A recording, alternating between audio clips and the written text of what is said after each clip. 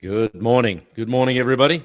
Welcome to Live 365 here in Studio B. Tuesday, the 24th of June. Looking at 96 degrees today, I believe, here in southern Maine. Let me just double check that. 96, I think, across the board for a high today. Yeah, it'll feel like 98 or 100. And you guys that live out west that ask me that all the time, do you get much hot weather? Yeah, we get like a couple days a year, maybe three, where it's like this in humidity, but nothing like the South or anything like that. So, but everybody freaks out and has a coronary because it's hot. And we bitch all winter long and all spring about wanting some warm weather. Then we get it and we're like, too hot, too hot, too hot. Got to calm down, guys. Got to chill. So, good morning. How are you today? Pop in the chat. How are you doing? Scale of 1 to 10. Roy Dahl coming in early. Yeah, good to see you. Kevin Lee. All right. Up early and going at it. Good morning, Dave Howard. Yeah, good to see you guys. Handsome devils, you. Coffee number 3. I've been up for hours. I don't know. A lot on my mind, I guess. A lot going on. We got some things in the works, and so it's been 3. Uh-oh. Call me later, dude. We got to scrape you up off the carpet. Can't have a 3. What's going on, Kevin? Roy's an 8. Yeah.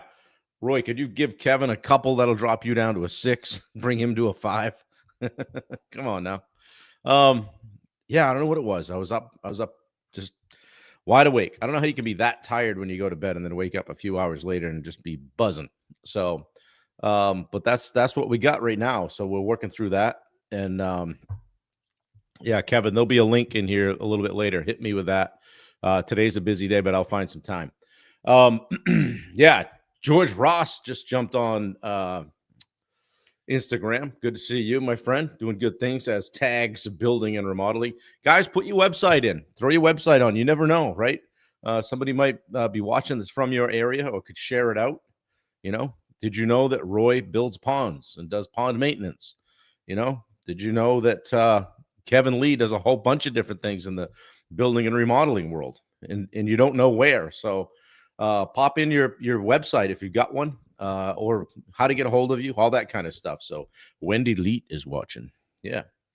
So good to see you. Thanks for turning the dials on the back end here and making things go and putting the links in and doing all the stuff. So guys, I made an executive decision this morning and decided to pivot away from the company culture 10-day thing 6 days in, because I thought I was looking at what else I had prepared, and I just felt like it was getting a little bit repetitive and kind of stale, frankly. So being that they're my toys and I can do whatever I want with them, we're going to pivot over to some personal development stuff and talk about what resilience really is, and more importantly, what it's not. Let me just get my notes up here so I can see. Yeah, so we'll do a few days on resilience. We've talked about it before, but I think coming up on the mid-year here, it's not a bad thing to hit. Everybody's got maybe goals they've set from the beginning of the year and checking in on those, and it's a time when we're getting tested. So I thought it was maybe a little bit timely. Good morning, Rachel. So resilience, it's not just about surviving. It's about coming back stronger. Okay. So today's going to set the tone for this whole series about what defining true resilience is, what it looks like in real life and in business, and why it's one of the most important traits you guys can develop. All right. So number 1, it's a performance multiplier. Why are we talking about it? It's a performance multiplier. What do I mean? Talent, skill, and opportunity matter, right? But resilience decides who lasts. It's the ability to take the hits, adapt, to keep moving forward with intention, being very intentional about it.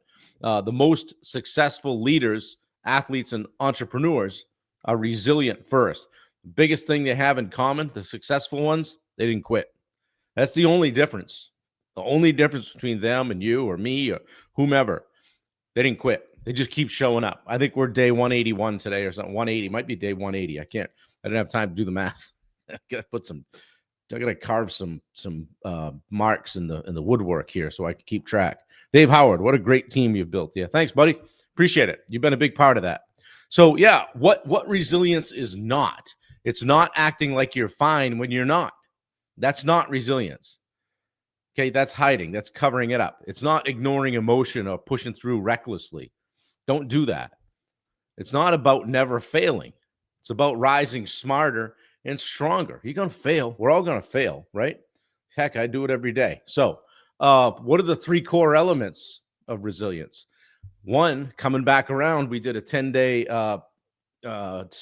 stint with emotional intelligence, but emotional regulation is part of resilience, right? Staying grounded during chaos. Are you the one that flies off the handle when the shit hits the fan? Or do you get calm and say, follow me? We got this. Which one are you? So check that out. Let me see. Tags Building put their link in. Guys, pop your links in. Pop your links to your company in. Don't forget to do that. Another one is mental toughness, right? Another part of resilience is just plain mental toughness, being like facing discomfort with clarity and purpose. Done, right?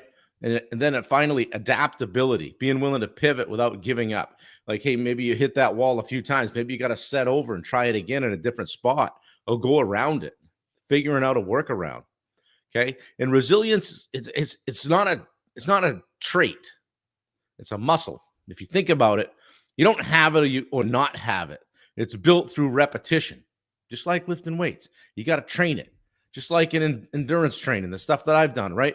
The more you push through the challenge, the more you expand your capacity, right? When I look at a race, I was talking to my friend Mike yesterday. He was talking about doing the Beach to Beacon. I said, yeah, you're really good at that short, quick stuff. That's a 10K. And to somebody else, that might be really long. But when you've done the stuff that he and I have done together, it's not really a big deal. It would be for me right now, for the record. But in the past, not a big deal. Because you've expanded your capacity mentally and physically. And then finally, another key teaching point around resilience is the truth. Most people underestimate how much they've already survived, how much they've already been through, because resilience is already in you. Now it's time to just refine it and own it. Guys, back in 2008, before Ironman, I stepped on a nail on the job site and tried to ride my bike the next day. Wasn't happening. Went and had a bone scan, everything right in the ball of my foot, big roofing nail. And it knocked me sideways on my training. And but I said, well, I adjusted my race goal. I had a time in mind. I was really good shape. So I had to adjust my race goal, knowing that I probably wasn't going to run well. And showed up at the race and had dinner the night before, something, chicken, broccoli, bland thing. Woke up the next morning at 4 a.m., just sick as a dog, either food poisoning or the flu or something. And ended up doing the swim, but shouldn't have been in the water. I had like 102 temp or whatever it was. And left there in Lake Placid really dejected. And, that was the day I said to Bailey, don't expect life to be fair, right? And she was the first one that I saw when I finally got out of that damn chute. And if you read my book, you've read the story. But I didn't. We went back to the hotel and got squared away. And about 4:00, I was able to go back down to the venue and cheer for my friends. I had 7 or 8 friends doing the race, and Dave Brackett was there. And it was a really shitty day for me personally, but I turned it into a good day to be there for them. But my point in all this is I went home and got a little chip on the shoulder and came back. I didn't end up coming. I came back in 2010 and registered for 2011. Came back in 2011 and absolutely shredded that race course. Shredded it for me.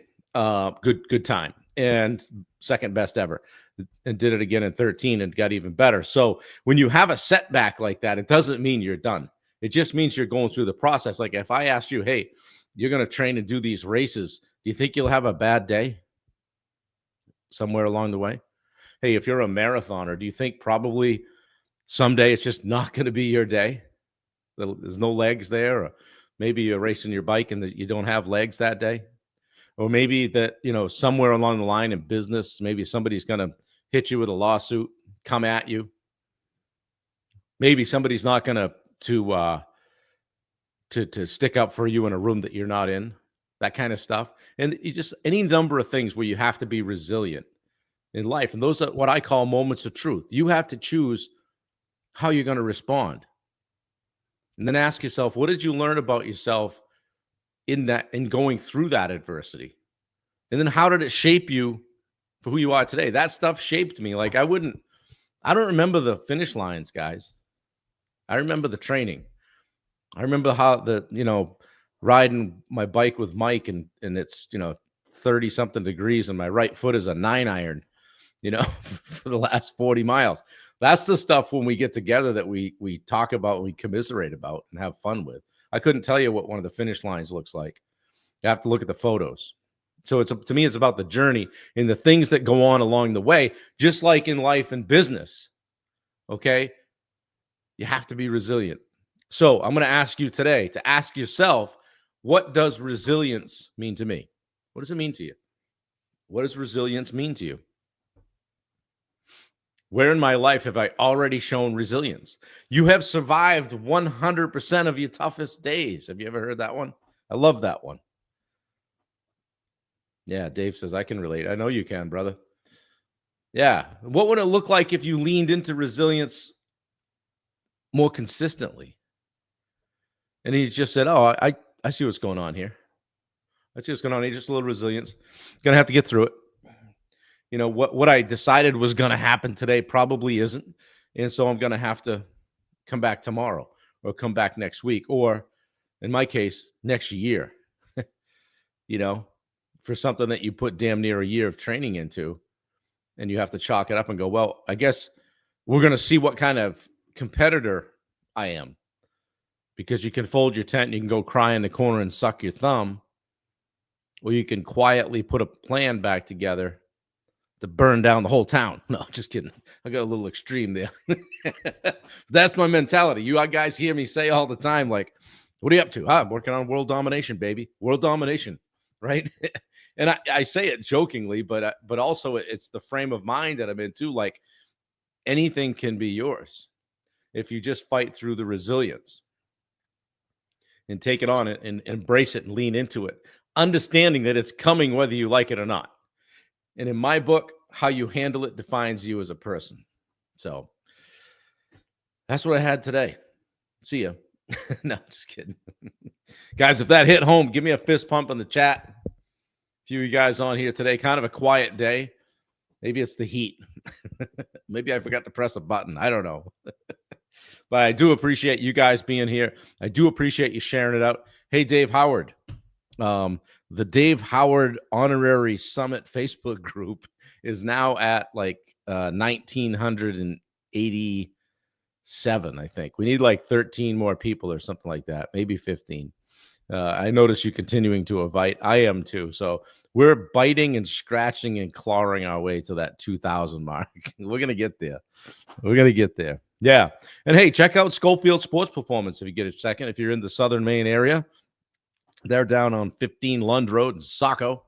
Stan can help you out with all your training and say mean, awful things to you. No, just kidding. I'm like the legendary trash talker in that place. I go in there with my hoodie on and just start talking trash with no business doing that either. But have a good time. Stan just shakes his head when I leave, I'm sure. So, yeah, very timely. Good, Kevin. I like it. Dave, thanks for the fist pump. Dave's even got an upgraded fist pump with a boxing glove, okay? You guys just need to be like Dave. I've decided. We got to get you on here some morning, Dave. When you get a minute, maybe on one of your breaks or something, or your day off. So, yeah, thank you, Rachel. I appreciate it. Guys, have a fantastic day. Today's going to be a good day here. I'm back to back with phone calls. I think I get a little break around lunchtime, but it's right here just going ham for the day. We've got our peak one-on-one group clients, one-on-one coaching clients. Our group call is today at 1 p.m. I'm handling the daily sales accelerator with the Rosenberg group at 10:30 Eastern. Come check that out if you want to learn how to handle objections in your sales game. Only show up if you want to get better. Okay. Just come if you want to get better. That's what Stan used to say to me when I would cry and whine about lifting the weights. He told me, I said, oh, yeah. He'd say, hey, only do it if you want to get better. So show up at the DSA if you want to get better. If you need a link, let me know. I made a post this morning in the summit, and I shared the 7-day free trial.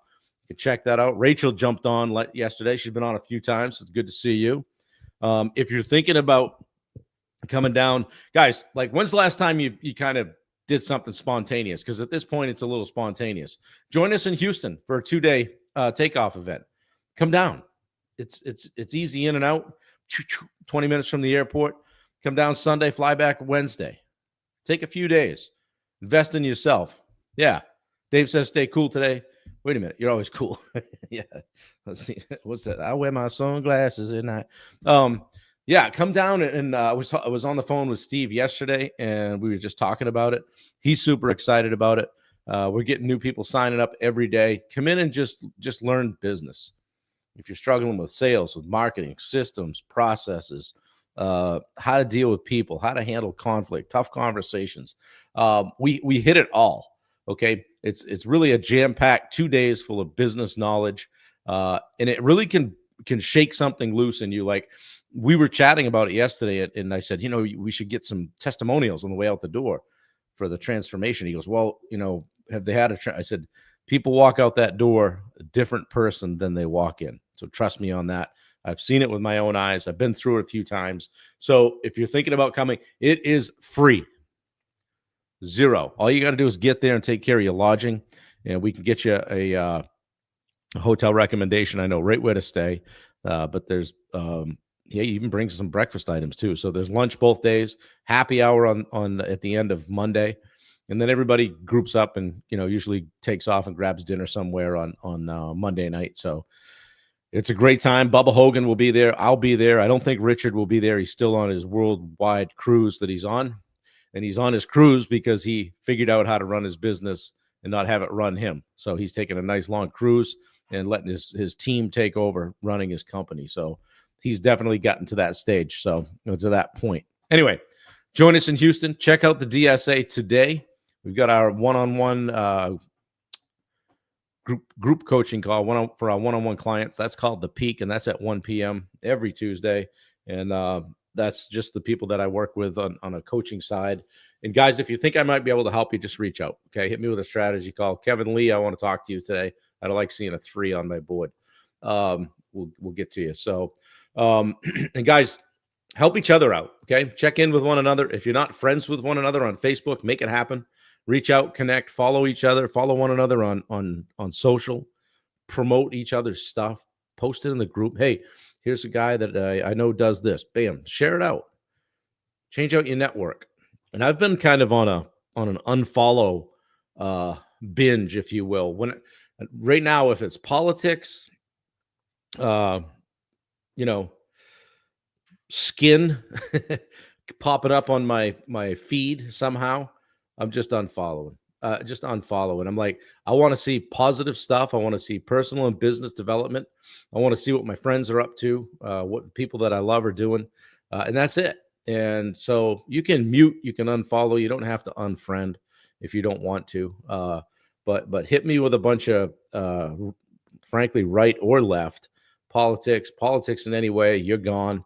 I don't want to do it. I want to get on. I want to have a positive effect on the world through social media. Keep it social. I do make a living on the platforms, so I have to keep it open. But I also I don't want to be out there getting in a pissing match with somebody over their beliefs versus mine.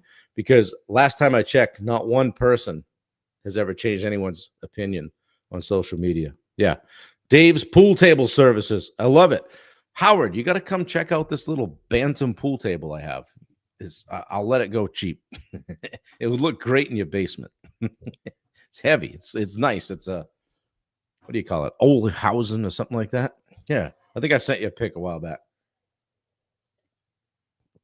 It's got a pocket on each end. Anyway, guys, have a great day. Love y'all. Appreciate you. Thanks for tuning in. Please share it out, and I'll see you tomorrow at 8 a.m. Eastern. Thanks, guys. Take care.